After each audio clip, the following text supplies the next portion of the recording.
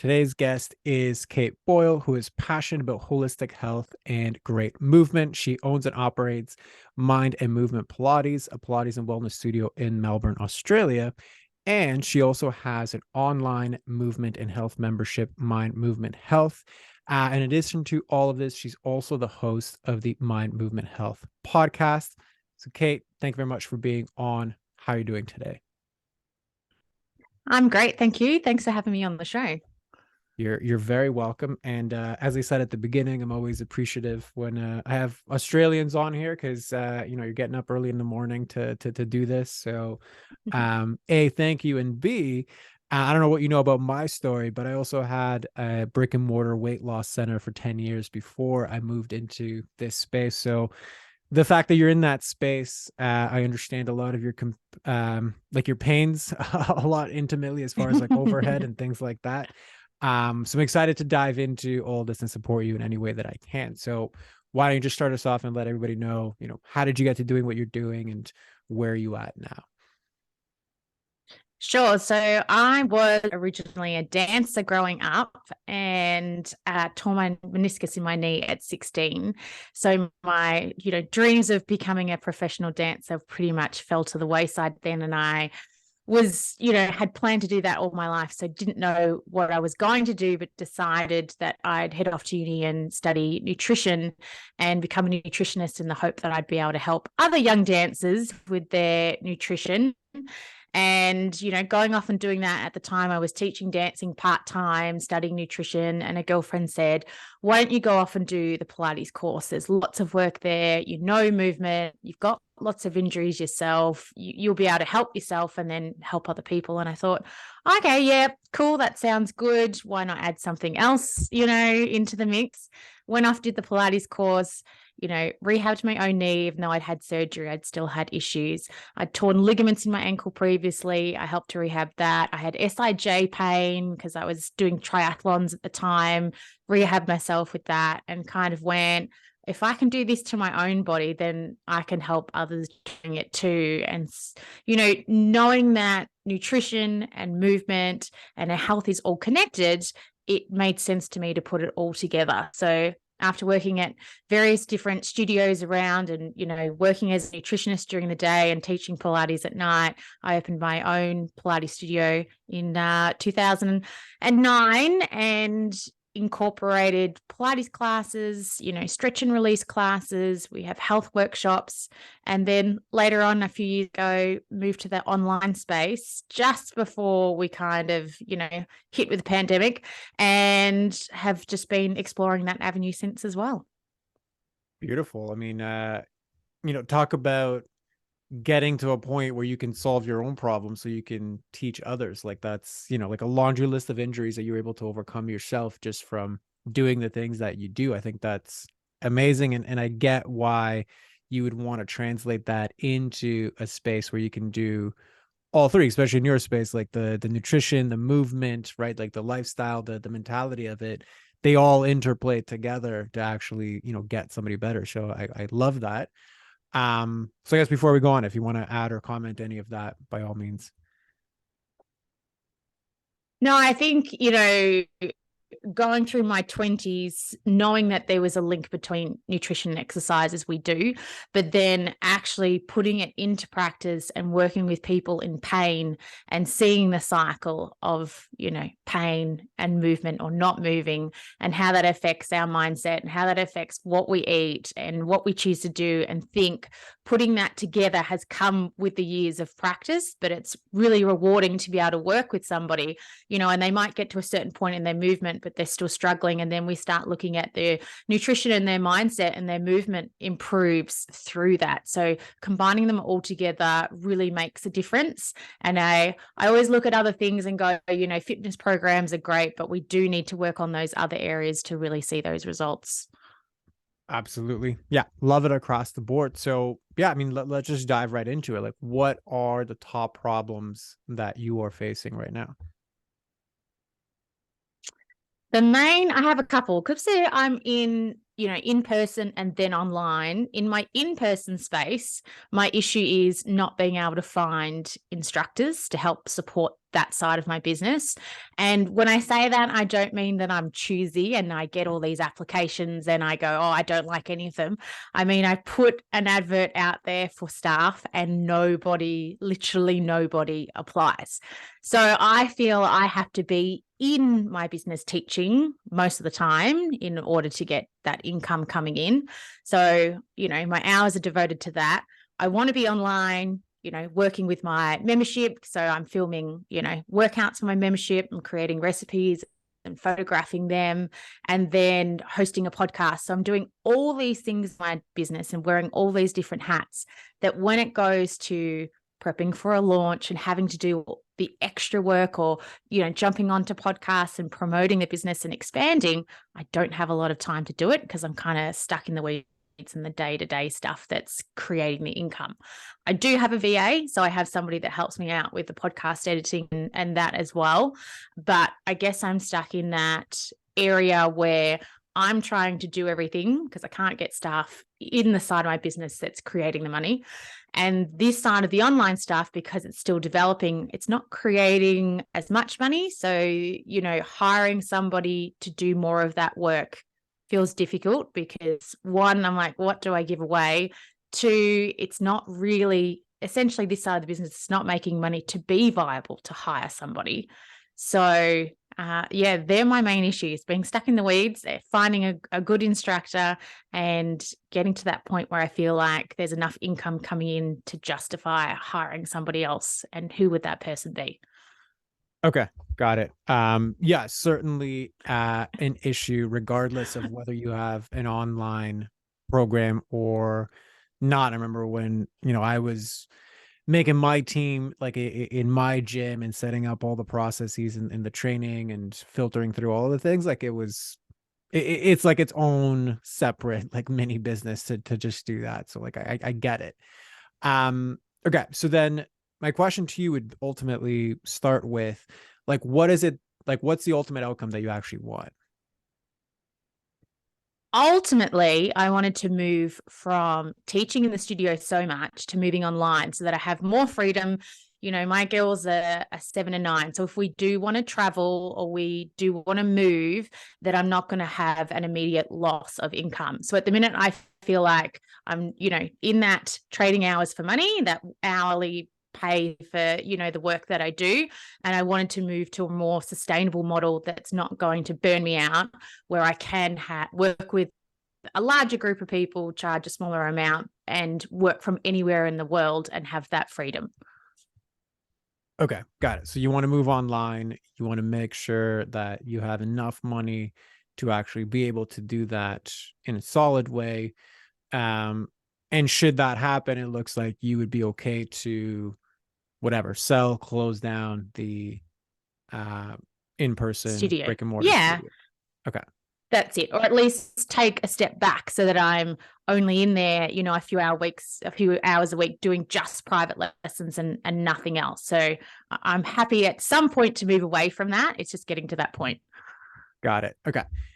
And given that you're a coach yourself, given that like you have very good awareness around, okay, what's the interplay of all of the problems and what are like the strategical and the logistical things that have to go right, how might you coach yourself through this situation?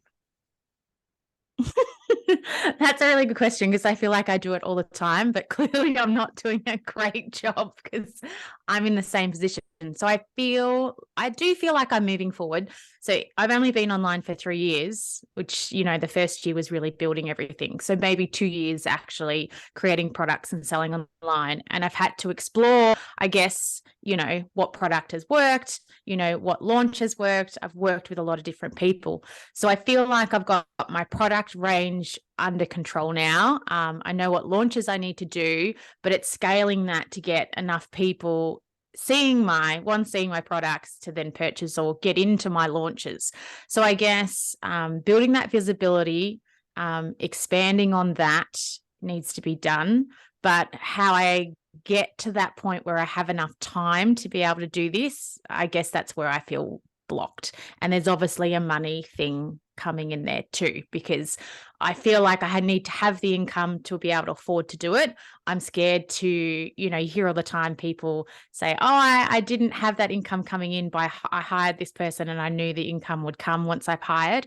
I've hired people and I've done that and the income didn't come. So I'm worried I wouldn't be able to sustain hiring someone before the income's there.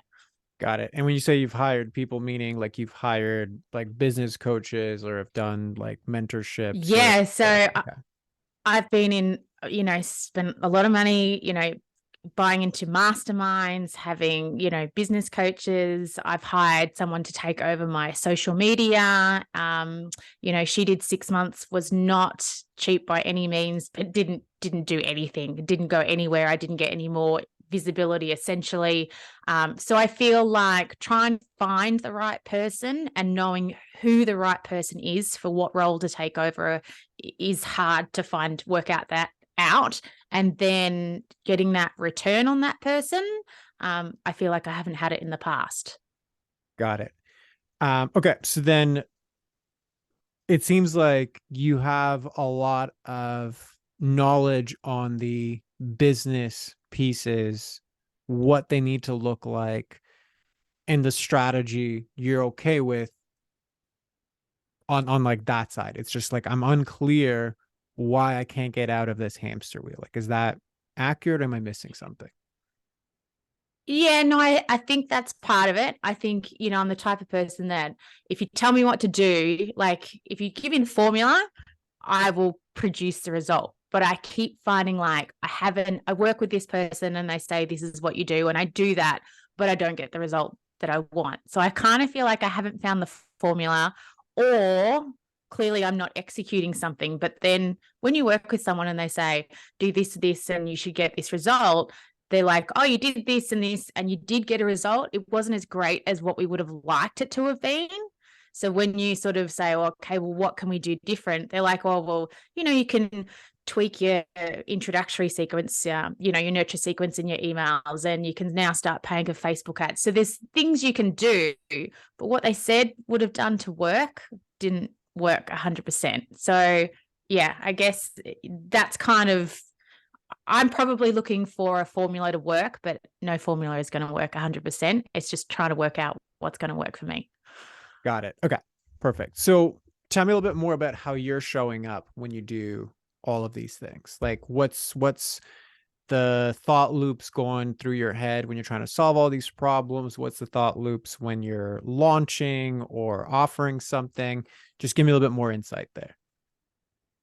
When I turn up, I try to give 110%. So whether or not I'm doing a live or working with my clients in the studio one-on-one, I am trying to give as much as I can. That's just the nature that I am. So then I do feel burnt out afterwards. When it's coming up to a launch, I feel rushed and I feel stressed that it's not going to be good enough, because I'm always trying to get it the best that it can be. So I'm trying to fit, the launch work in between my everyday work, but I feel like I have so much everyday work that I don't have the space to clear to be able to devote to the launch stuff. So I'm doing the launch stuff all around my everyday things, little pockets of time here and there. And it all gets done and it all works out well in the end, but it's definitely not a stress-free process to get to there. Okay. Yeah. 110%. It's never going to be stress free whenever you have any sort of launch. So I understand that. So tell me more about the like let's just say the like the pricing and the offers that you have, whether online or in person. So my in-person studio, I teach 1-on-4 classes, so one instructor to a maximum of 4 clients. So they either pay $47 per class, which is an hour class, 47 Australian, pay as they go. We have a block of 5 classes for $225 and a block of 10 classes for $420. And I also do private lessons, and a 10 block of private lessons is $1,200. So they're my higher ticket items. Online, I have an online membership. So the monthly membership price is $29 and the yearly price is $287. And I've explored higher prices. I was up at $47 and $497 and I couldn't get anybody into the membership. And my other product offering is called Lean 14, and that's a 2-week, intro to meal plan and Pilates workouts. And that's normally priced at 97, and then I do launch sales where it's priced at 47. So more lower ticket. I've tried the online doing the higher end work and launching and doing all the work behind it. And I had 800 people in the challenge that I ran and no interest for a $2,000 8-week coaching program, which, maybe it wasn't the right audience and maybe it needed to be launched again and over and over. But yeah, didn't have anybody enroll in that. Got it. Okay. And I'm assuming that was like the same audience, like of the people that were in and around your space for the lower ticket stuff versus a brand new audience for a brand new higher ticket Yeah, like so program. Okay. same audience. So essentially, my main audience comes from Instagram, Facebook, and an email list. And I had a lot of growth on Instagram with my followers going up to about 120,000. So the coach I was working with at the time was like, originally they'd said the membership model might not work because it's lower ticket, not enough sort of audience and reach. So they said, go for high ticket. We did high ticket. That didn't work. My Instagram exploded. So then they said, go back and explore the lower ticket because now you've got that exposure and visibility. And it has definitely increased, but I only have about 40 members in the membership. So, at a $29 price, it's not enough to sustain anything. It's just that sort of side thing that's going. So it's a lot of work for not a lot of like actual return. Yes. So I just did a launch for Lean 14 where I did a 4-part series masterclass, got fantastic, feedback from this masterclass. I had about 320 people sign up for the challenge, no advertising. So I haven't paid anything for any advertising or ads. And I had 28 people sign up, which is a good, percentage of conversion, but on a $47 product, for the amount of work that goes into creating that, I created just over $1,000. Got it. Yeah, absolutely makes sense. I understand the math pieces of it, and like I get it. So if you kind of change gears a little bit, and if you just look at this more, say meta in some ways, like what do you think you'd have to believe to continue to get these results? That my people are out there and that they want what I have to offer. So I think that's part of it, which I already know. I'm confident with all my offers and them being really good. I guess I don't know belief wise. Like I don't really feel like I don't know what I'm doing or I have imposter syndrome. I've definitely overcome a lot of that because I know my stuff is really good. I guess I'm not sure actually. I don't really know what I have to change to get there. Okay.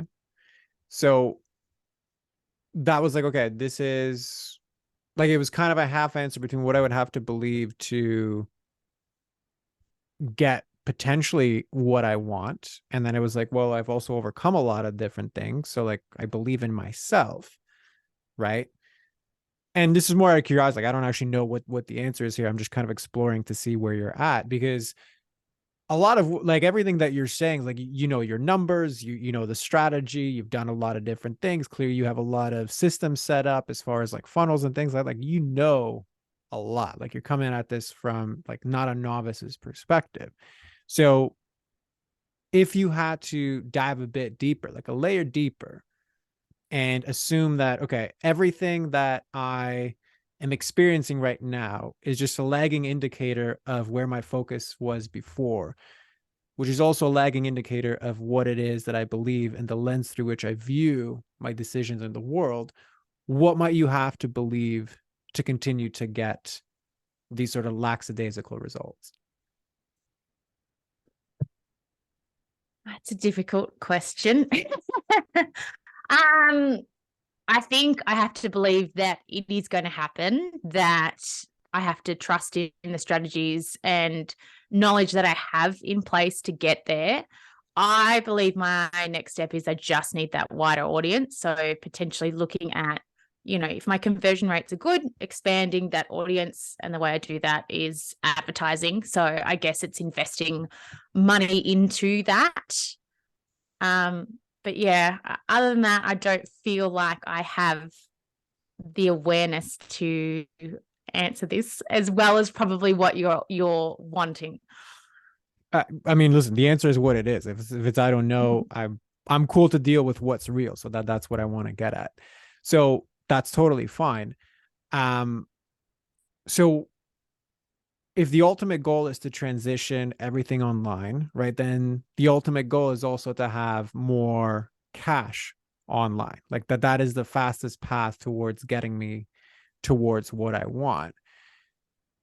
It seems to me that going low ticket and needing basically 1,000 people, to make this viable, if you take in churn and if you take in all of the things to actually like move forward. It's like a big volume play.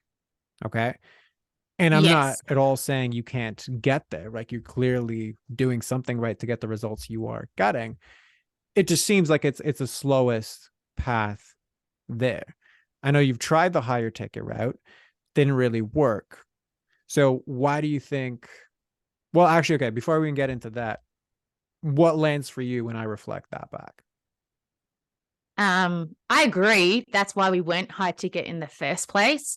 But the audience I was attracting was definitely not high ticket. So it's finding the right audience to be able to attract the high ticket. And I'm not sure how to get to that audience. Got it. Well, you're obviously very good at creating audiences because you have 120,000 people in your world. So is audience really like knowing how to make an audience? Is that really an issue for you? No, I guess not in that sense, but it did it I I feel that that was like partly luck in the sense that yes, I created that, but I had a couple of reels that went viral and they weren't any different to any of the other things that I had created. So what really got me to that point, I guess, is consistency because I'm very good at being very consistent in what, like I said before, if I know the formula, I will stick with that. And so it paid off eventually, but it took a long time to get there. And I think the social media platforms being like Facebook and Instagram, they don't, maybe they're not the right place to attract that right audience. So I guess I'm not afraid of attracting the right audience. Again, it's the formula of finding where they hang out and then the marketing practices around it because the language needs to be different and the setup of everything is the same, but I think changing the language to speak to those type of people might be slightly different. Although I do it in the studio because I do teach high ticket privates. So I guess it's just transferring it to the online space. Right. So like you're literally answering your own question. Yeah. Right. So what comes up for you when I reflect that back? That it sounds like it's simple. So why aren't I doing it? But putting it into practice, it didn't work. So yeah, I don't know. And then also I've spent so much time building up this membership that I'm really proud of because there's so much great stuff in it. And when I put the price up for that, I didn't have people, joining that because it is quite a saturated market and you can get other great memberships for a much lower price. So part of me is like, I've built so much work into this platform I've created that is a really great platform. And I'm really proud of it. And it does help so many people. So I'm not really sure. I don't want to get rid of it, but transitioning that to a more of a high ticket item, I don't know how to do it. Well, I guess the first question I would have there is like, it sounds to me like it's helping 47 people. Yeah, but they're lovely people and they give me such great feedback about it. Right. And that's cool and that's fine. And I know you're in this to help people. So like I get that sentiment as well. What I just want to highlight to you is the contrast with that, right? Like if I didn't ask the follow-up question, or if I didn't know the details of that, the way you speak, it's like, oh my God, like I'm helping so many people. I cannot possibly give this up because I'm going to be like screwing over all these people. Yet like 47 people, like, that's like a half full bus, right? Like it's a good amount of Yeah. people, When you but it's put it not like like that. thousands upon thousands of people that I'm going to like screw over if I change something. True. So what comes up for you when I reflect that back? Oh, it's when you put it that way, it is true. I guess it's just working out how I can. I've put so much work into that. So it would be for me, I'd want to utilize the content I've created still, which I could still do because I could create a program where I can utilize some of it, I'm sure. It's just, I guess, the next step of changing that, I'm not sure what it would look like. Okay. So, I mean, you've kind of half explained that already. So I'll just reflect back to what I've heard. So I can repurpose content in that I have in the membership for that. I know I need to speak differently if I'm going to attract a different person. I'm already great at consistency because I've gotten 120,000 people into my world. I did it because I was consistent enough to eventually land on something viral. So as far as like formulas go, it's like literally, can you execute the same steps instead of pointing it in that direction into that direction? Well, again, sounds like it's simple, but I feel like I did that when I went high ticket because I created an 8-week course that was utilizing my Pilates workouts and the recipes I created, and it was going to be a coaching course. But then I have no zero interest into it. So I guess, me just thinking in myself, I was like, oh, either there's not a need out there or I don't have the right audience for it. And yeah, I was like, I don't know where to pivot from that. Right. So you tried that once to an established audience of potential low ticket people, but I've spent 3 years building the low ticket people thing. So now I know for sure that the higher ticket thing's not going to work. No, I know that sounds, like that. But when you are working with a coach, it's like, okay, well, maybe this is not the right thing and you need to change. And them knowing that income is a thing. So, how much money can you keep putting into something? That's why we kind of said, oh, maybe you should swap back. Now that you've had this success with the lower ticket and you've got the audience, if you're already focusing on that, then focus on that. Got it. So then it goes back to again, if that isn't working for me and it seems to be the slowest path to get to what it is that I actually want, which is cash and online, then am I really moving in the direction towards what I say that I want? Well, I think it can go two ways because my other thought was when it was all happening and I went from low ticket to high ticket, I was like, well, am I giving low ticket in too early to move to high ticket? And then when I moved back from high ticket to low ticket, it was like, am I giving this in too early to go back? And now that I've gone back again, it's like, well, am I giving it in too quick before I've grown it to go back to high ticket? So I understand what you're saying, but I'm like, how long do you stick at something before you get the results? Once wasn't enough for high ticket, but is 3 launches in low ticket enough, or do you continue to do it? So I understand where you're coming from, but I don't want to be the person that's jumping back and forth either because I want to give it a good amount of time. Right. So only you can answer that. You've been in it 3 years. So what's enough time? Yeah, well, that's where I'm like, how long is a piece of string with the online world? Sometimes you hear people do 1 launch and it's amazing, and then you hear people it took them 12 launches. So yeah, I don't know the answer to that. Essentially, high ticket would be a quick way to get there if it works. But if I'm going Correct. through 10 launches of high ticket and don't get there, but I'm making money with each launch in low ticket and getting there in 10 launches, but at a slower pace in the sense that I'm getting higher volumes of people, then yeah, I don't know. I don't know the answer. That's fair. And that's essentially why you're here, because you don't know the answer, right? So here's what I reflect Yeah. back. So it's a decision ultimately, like whether you want to spend 3 years, 3.5, no more, or the next 10 years. Like it's solely up to you with regards to how long you want to spend. So I don't think there's a right way to do it. It's just, it's a preference. Now, given that it's a preference, the first thing you really need before you can get any level of certainty on anything is clarity, right?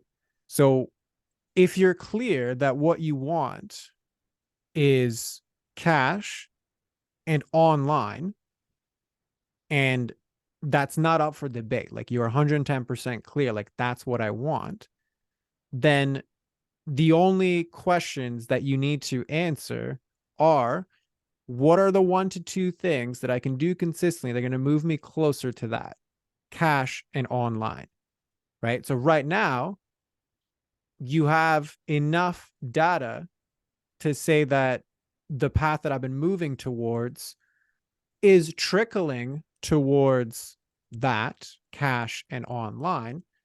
So if I want to go there faster, then I can look at what can I optimize there, or what's an alternative way that's going to get me those things faster.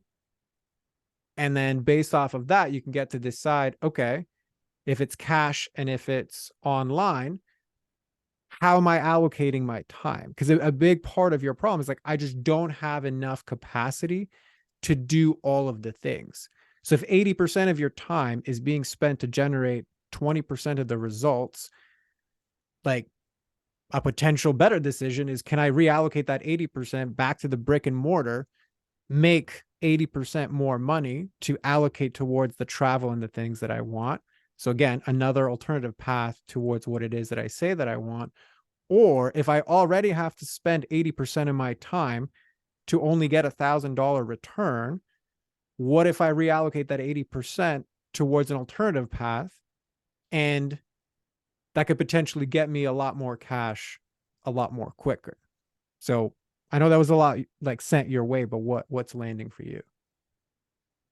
The studio is not landing for me in the sense that, yes, I can put more time into the studio, put more classes on, and make more money, but it's a capped income, as in, I know what my hourly rate is. And I know that it's a draining, in the sense that you are helping people. So it's amazing, but you're emotionally taking on board their problems, their injuries. So long term wise, it's not an option to take on more. I think it's like, you hear manual therapists, like massage therapists, they can only do so many hours a week because their body gives out. It's the same sort of thing in the profession I'm doing. I know that like teaching any more than sort of 25 hours a week just burns me out. So I know that I need to create something online. So it needs to be the online. It's just trying to funnel it in the right way to make more income for less time. Got it. So then, okay, so you've knocked off one option, right? Like nothing's going to be reallocated into the brick and mortar, which is cool. So now it's like what you're left with. Okay, so if I need cash and I need online, okay, then really the only question you got to answer for yourself is, what are alternative forms that I can get cash and stay online? And that's high ticket or low ticket when you're looking and breaking it down. Well, potentially, right? The other part that you just brought up is like, okay, well, I also don't want to be emotionally involved in the things that I like, a lot of emotional involvement in the coaching of my clients. So that could potentially take off like you having to like coach somebody through their injury, or like walk them through, like to get the one-on-one attention with you. So it might not be super high ticket. Like you might not align with, okay, I have a $5,000 program where, in 3 months we rehab your hip, right? Like it might not be that, but maybe it's something in the middle. Maybe it's not something for the dabbler. Maybe it's someone who has a very particular problem that they're willing to invest more money into, to get the expertise knowledge that you've acquired, right? I mean, just even look at the things that you've overcome. Like, how do you rehab a meniscus tear naturally without surgery or something? Like, I'm sure there's a lot of people that would at least pay $2,000 if the alternative is they have to pay more thousands to for surgery, especially in the States, that also want to do it naturally and that also, want to get back to doing whatever it is that they were doing before. Guaranteed these people are out there. Right. So it's like, well, okay, like what lands for you with that? I feel like I know they're out there, but I don't know how to get to them. That's what I feel like my belief, like my limiting stopping is. Correct. And I don't know is a quicksand belief, meaning it sounds like this innocent little thing of like, oh, just, well, if I knew, like, it'd be, but like while that's spinning and your brain keeps creating more evidence for it, all you're doing is being sunk into quicksand. So what comes up for you there? Um, I don't know. I know that I'm getting upset now. Sorry. That's okay. So what's um, well, first and foremost, all of you is welcome here. You'd be in good company as far as people that have gotten emotional on this podcast. So A, all of you is welcome. B, I applaud you for being here to be witnessed in this way. And C, what's coming up for you internally? um, that I feel like this conversation is amazing because obviously it's one I need to have, but I don't have the answers for it. And um, I think it's going to take some work to find those answers. Okay. And it might, and that's why you're here. So there's a part of it's clearly ready to hear this and experience this. So what's the actual like internal emotion that you're experiencing? Um, Disappointment, maybe,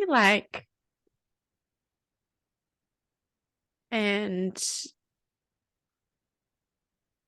I don't know. I know I don't have the answer and I don't know how to fix it. So I would like to say, this is great. This is what I'm going to do. This will work. But I feel like I've tried so much to make it work and it hasn't. So it's nice to have this conversation and go ahead again, try this program and make something mid-range. And I can definitely do that. And it might not work again. And then it's like you're back at the start and it's a lot of work and I've put a lot of work into things. So trying to create something that is going to be something that's viable is hard to do. And I'm not sure how to do that.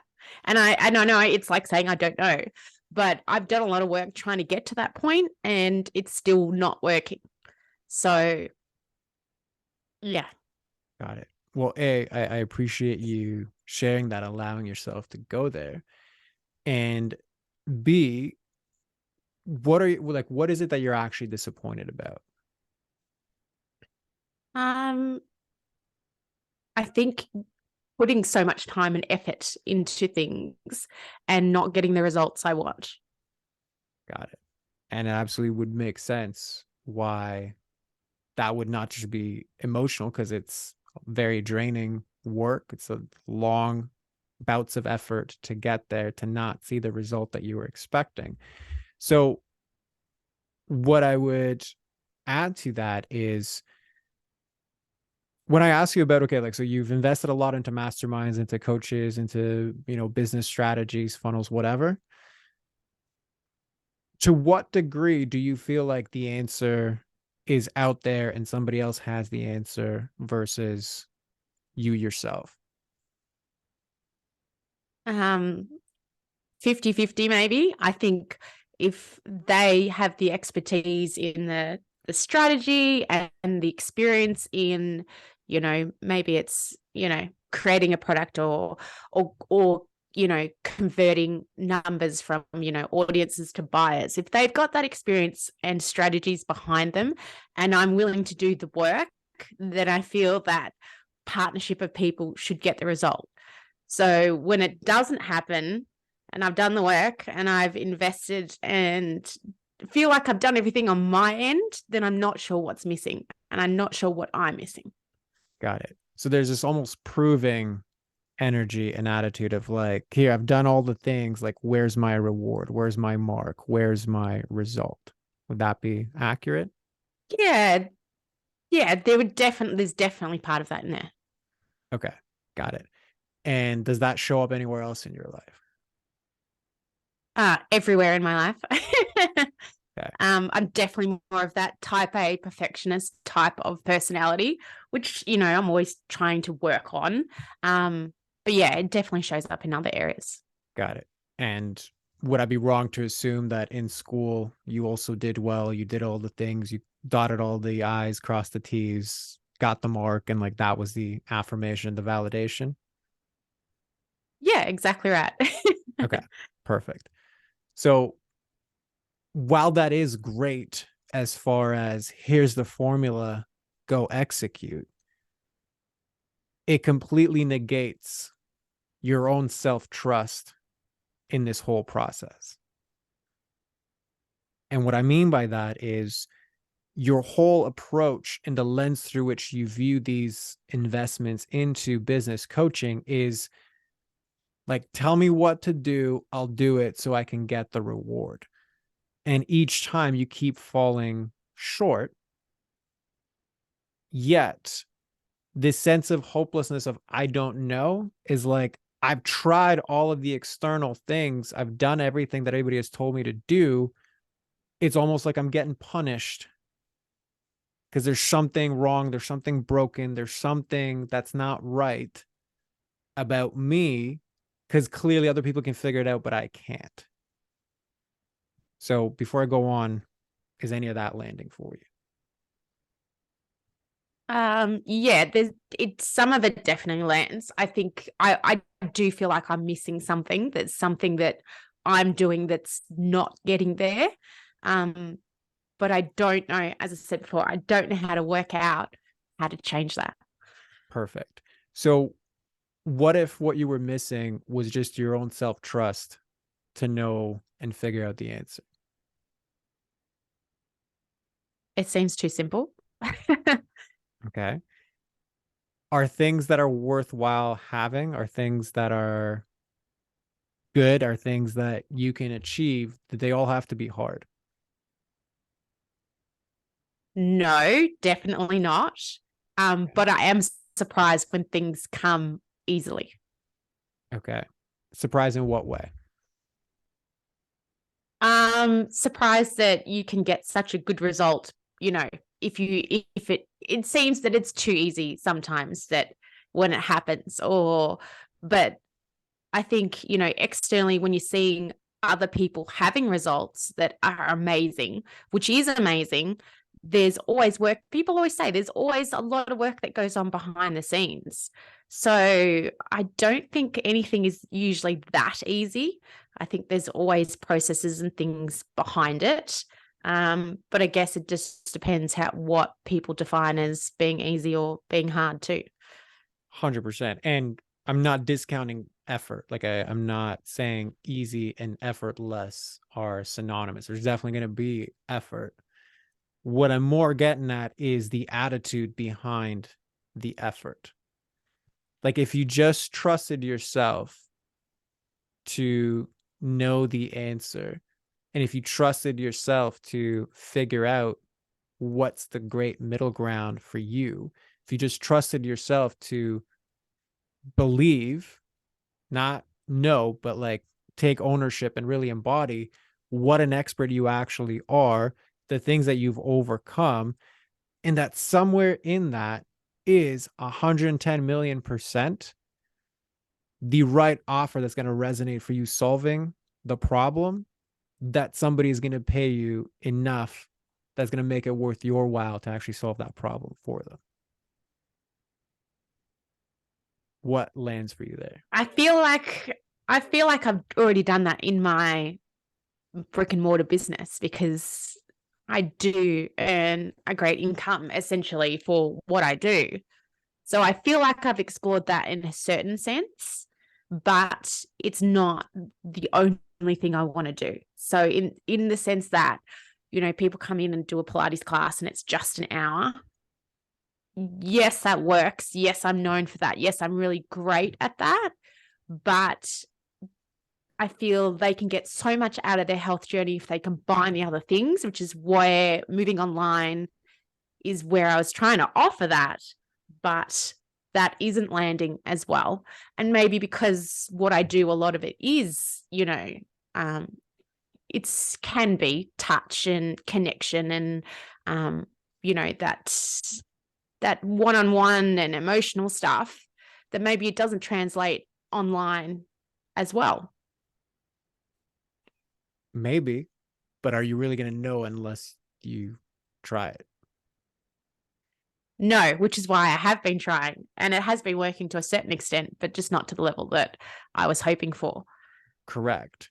And like people help people through trauma online. People do emotional releases online. People do exercise and, modify exercise online. So, yeah, I understand it's not the same as like the touch and the proximity of having somebody there. But like it's doable, and somebody who's done everything that you've done, 110% you can figure that out. I don't have any doubt of that. It's like the more you speak, the more there is like an inherent disbelief. I don't know if it's value. I don't know if it's like, can this actually be like this simple? But it's like all of the skill sets that you have just need to be funneled towards deciding on what problem you want to solve for one particular person that they would be willing to pay you more than, a dinner for. So again, Yeah, what lands for it's you there? um I definitely agree, which is why I tried the high ticket. Um I think I just got this, what's the right word for it? Um I think I just went, oh, well, if nobody's interested, then it's not the right product. Um, but, you can try again. But as I was saying before, there's only so much time and money I have that if it fails again and again, what do you look at to change? So I guess that's the thing I've got to work on, but I'm not. If it fails again, I don't know what I do next. How much money do you keep putting into something that doesn't work? And again, that comes back to what we were saying before. Everybody's different. So everybody has a different period of time. So I guess that's just something else I'm going to have to explore. Correct. And I agree with you. It is ultimately your decision, right? But it's like, if all I did was serve the 47 people in my membership, totally put a pause on doing all of the things necessary to hold 120,000 person audience, reallocated that effort. I mean, I have necessarily have to allocate a lot of money, but allocate that effort towards figuring out a solution and offer that would actually get me cash online quickest. Like, what would that look like? Um, I guess working out what that program would be to start with, and then starting to build out a course, or thinking about what it may look like to that I would want for my life that's going to serve me and serve my clients. So make it even simpler than that. If all you had was like, you kept all the content that there's in your membership right now, could that be repurposed to solve somebody's problem? Let's just say a rehab problem that somebody would be okay to pay $2,000 for, with your help guiding them through all the content in your membership. Yes, which was what my original high ticket item was essentially. Right. So that's what I'm saying. Look at where your brain went to when I first brought up the hypothetical. I got to recreate a new course. I got to figure out what that is. Like, it's like it always defaults to the hardest path forward, right? Which is why I was asking you, what's your relationship like with easy? Like, what if the simplest solution was just trust that you have actually all of the pieces? You're just looking in the wrong direction.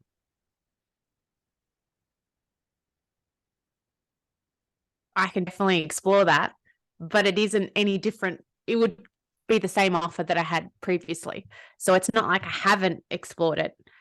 I did say, like, I have previously gone, I have all this content. What's the easiest way to do it? Let's bundle it together, put it with coaching, create this course. So my brain has done that before, but then I hit the block, I guess, that it didn't work. So I figured that that really wasn't what work and not the best way forward. Right. So scrap that whole thing and go back to something that's also not working for me, but at least there's more validation in that scenario than the complete zero that I got before. Well, I guess the reason I went back was because I had that growth online. So speaking with my expert coach, they're like, well, you have the audience now to make the low ticket viable. Before you didn't, but now you've got the audience, now you do. So it wasn't like I went, I'm just going to go back to doing something else that doesn't work, because it was more, we did evaluate, we did relook, we did check in and go, okay, well, now that it is more viable, let's try this avenue. Correct. And again, that is potentially viable. This is really about giving up a good thing to get a great thing. It's not about discounting the things that you've done. Put a different way, if you started a brand new, whatever, Instagram account and you had only 1,000 followers, but you were making $10,000 a month, would that be an issue? No, that's everybody's dream. The numbers are just, metrics in the sense that they're just not ego fulfilling, but if you're just looking at numbers, it doesn't make a difference unless they're converting to buyers, which I know that. But if you do have higher numbers and you are getting more visibility, then that can convert to more buyers. But I would definitely go for Theoretically, the yes, but then it 10,000. goes Yeah. back to what are you getting, right? Yeah. Because if But you I now would look at it definitely this rather way, be. right, like going like putting everything together that we just spoke about, it's like, what am I unwilling to let go of? So how I got to 120,000, which is impressive in its own regard, is, consistency. I spoke with a particular messaging. I did all of the things. That was my formula. So if all I did was now I did the same thing there, start afresh, keep my 47 people 47 persons in the membership happy. Obviously I got to continue my brick and mortar. Do nothing for the next 6 months as far as getting new people, but do the exact same formula in a completely different space where I don't have to worry about getting 120,000 people. But can I get 1,000 people doing what I did before with new messaging, with a new problem, with a new offer, and see where that can take me? Yeah, that What? would be brilliant. But Okay. where do I do that? The exact same place you did it originally. Like literally start a new account, try the thing for 6 months. You're not going to be anywhere worse. You're still going to make the same amount of money. Like, let's just assume you're not going to have any churn on the 47 people. Your main income source, anyway, is the brick and mortar. So that's not going anywhere. You're still going to end up spending the same amount of time. So, like, right now, you're in a hopeless place. So, what have you really got to lose if you just reallocate for 6 months to do something different? Because let's just say one $2,000 sale, you make more money than you've made with the low end membership. Yeah, I can do that. Okay. But you see, like, how does it feel to just explore the simplicity of something like that? It's one of those things that sounds fine, but it's not changing. It's not changing the workload, but it's the hope that it brings in the money. So I would hope that it brings in the money, But until it did, I would still be skeptical because I feel like I've tried these avenues and it didn't work. Right. And that's really the crux of it, right? Because that's where we keep spinning around. Like I've tried this one thing once, but yet the thing that I'm doing isn't working. So I'm gonna not try the other thing again, even though it could have a better payoff. Right. Like you're not getting the result anyway. So what have you really got to lose? It's the same amount of effort. It's the same amount of time. It's actually the same skill, just in a different direction. It's all the same, but in a different direction. So you have one belief, which is what that means and the hope of that. And you have, I can't let go of this thing that I built, even though they're vanity metrics. Like I can't let go of that. Right. That's your limbo state. Um, I kind of agree, but I don't, in the sense that I'm happy, I would give up the Instagram. Like that's not something, I don't care that there's 120. I only care that it's 120 because they're potential buyers. So I'd be happy to start again and go to scratch if I'm going to get people that are going to commit to buy. So the numbers in that sense, I'm not like addicted to. They can disappear as far as I'm concerned. So yeah, that I'm happy to start a new account and change directions, but it's not the same amount of effort because, at the minute, say we'll use Instagram as an example, I can repost and read content, but if I'm going to change directions and go to a new audience, I have to change my messaging. So I have to, I do have to put more work in to change directions. It's not the same amount of work. Correct. It is comparable. I agree with you. It's more for the sake of example, right?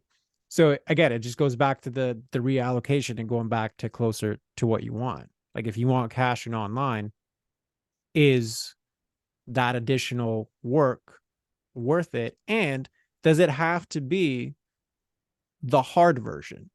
Like, could it just be you talking into a camera as opposed to whatever else you had before? Like you talked about like recipes and pictures, and like I'm assuming everything was done perfectly. What if it's imperfect, messy, but really speaking to, like, imagine it this way, right? You started this whole conversation with like, I had to rehab my knee the natural way. Would you have paid $2,000? Like, maybe okay, you didn't have $2,000 when you're 16, but like, if there was an option to have you at that time and you ran across it, would that have been extremely helpful to you at that time? Yeah, 100%. That's what I'm saying. So these people exist. Maybe they're waiting for you to show up imperfectly and move forward. I guess it's something I'm going to have to start exploring. Correct. Right. That this is, at the end of the day, all hypothesis, and it comes down to what it is that you want, and are you actively moving in that direction as evidenced by what it is that you're doing, and to what degree are you adding friction to the process, right? That really is kind of, from the outside looking in, that's what I see. So I don't know, you let me know, like, does that feel complete for you, or is there still something left outstanding? No, that feels pretty good. Okay, fair enough. Well, I know this kind of took a different turn than maybe you were expecting, or I don't know what you were expecting, but regardless, I just want to applaud you and acknowledge you to show up in this way, be witnessed, have things reflected back to you, not run away as a result of it. Because I know it's not easy. I know that mirror is not a fun thing to do, especially when there's so much heaviness and justified heaviness in the position that you're in. So I just wanted to make sure you heard that before we closed. Um, but yeah, anything else you would like to add? By all means, floor is yours for that. No, just thanks for having me on the show. I'm sorry for everybody listening in because my audio quality probably hasn't been amazing. And I hope you're not seeing the video because I don't look so fantastic right now anyway. That's okay. I think it's So, actually but perfect. thank you. Sorry, go I was ahead. going to say, but thank you for the opportunity for coming on, because I know I'm going to grow and potentially explore a lot of new different avenues from this. Absolutely. You're very welcome. And I think it was actually perfect that it ended up you showing up in an imperfect way. Because I think that perfectionism is part of the friction as well. So regardless, thank you. And you can just close us off and let everybody know where to find you, who's the best person to find you. Floor is yours for that. Sure. So I'm online at My Movement Health and on Instagram and Facebook at My Movement Health as well. So super easy. Awesome. Well, listen, thank you again for being here, allowing yourself to be witnessed. And yeah, we'll include all that in the show notes. And for everybody else listening, we'll see you on the next one.